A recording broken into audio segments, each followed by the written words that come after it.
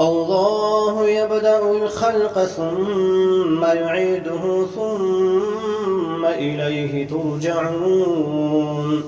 ويوم تقوم الساعة يبلس المجرمون ولم يكن لهم من شركائهم شفعاء وكانوا بشركائهم كافرين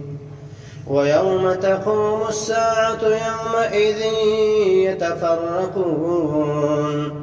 فأما الذين آمنوا وعملوا الصالحات فهم في روضة يحبرون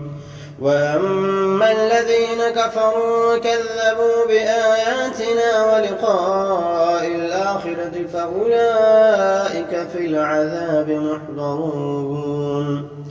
فسبحان الله حين تمسون وحين تصبحون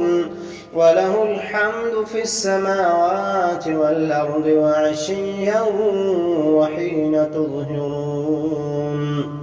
يخرج الحي من الميت ويخرج الميت من الحي ويحيي الأرض بعد موتها وكذلك تخرجون